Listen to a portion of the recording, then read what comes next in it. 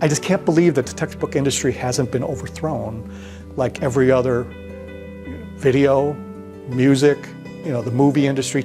And I don't know how the textbook industry has survived not changing. Textbook prices have risen sharply in recent years.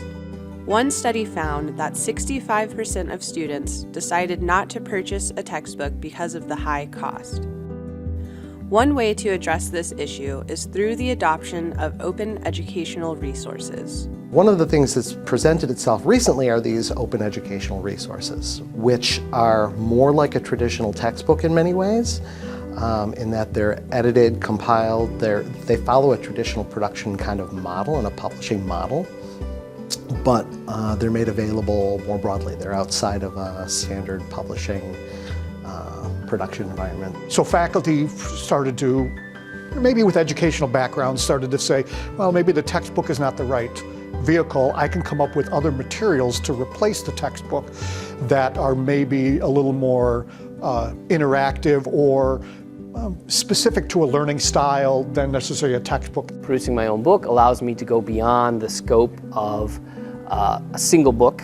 A single book may have a page limit, a size limit, the binding limit, but if we made it digital, perhaps we could make a choose your own adventure, so to speak. One of the things to look at is the fact that it's free, the fact that it's being made available. It doesn't reflect on the quality of it.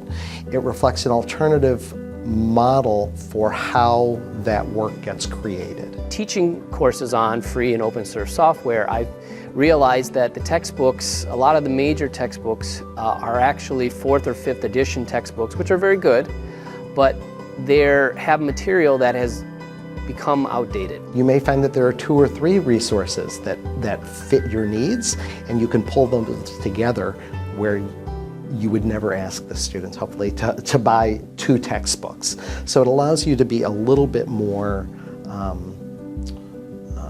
flexible in how you're thinking about how you're using those resources in your teaching. I felt that it was not concurrent, not natural to teach from a book about software paradigm is developed one way, but your education is going to be received another way. Here at Galvin Library, we've tried to subsidize the cost of textbooks by purchasing all required undergraduate textbooks. However, there are limits to this service. Open educational resources are a sustainable alternative to the traditional textbook model that offer more flexibility for instructors and students.